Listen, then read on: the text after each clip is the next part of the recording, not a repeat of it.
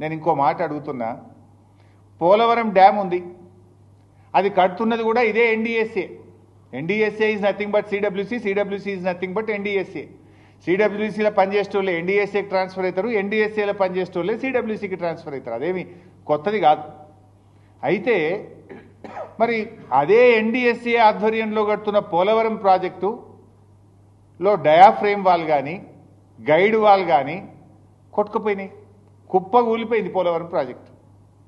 మరి ఇప్పటి వరకు ఎన్డీఎస్ఏ ఎందుకు పోలవరం ప్రాజెక్టు విజిట్ చేయలేదు?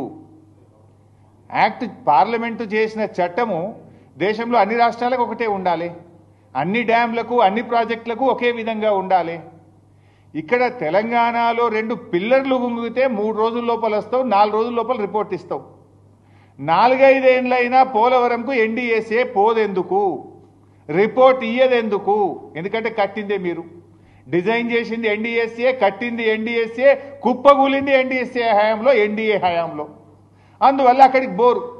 ఇక ఉత్తమ్ కుమార్ రెడ్డి గారు ఎన్డీఎస్ఏ ఏదో ప్రపంచ ప్రఖ్యాతి కలిగిన సంస్థ, ఇక దీనంత గొప్పది లేదు, దీంట్లో ఉన్నంత నిష్ణాతులైన ఇంజనీర్లు ఈ ప్రపంచంలో లేరు అని చెప్తాడు.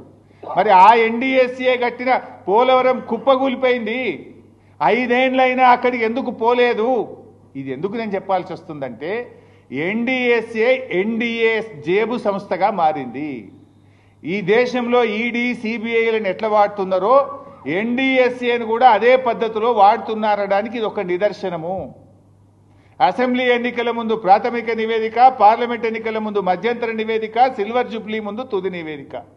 5 ఏళ్ళైనా పోలవరంకు పోరు, ఏ నివేదిక ఇయ్యరు. అంటే ఇది ఒక రాజకీయ పరమైనటువంటి ఒక కుట్రతో కాంగ్రెస్ బీజేపీలు కుమ్మక్కై చేస్తున్నటువంటి విషయం ఇవాళ స్పష్టంగా అర్థమవుతా ఉంది.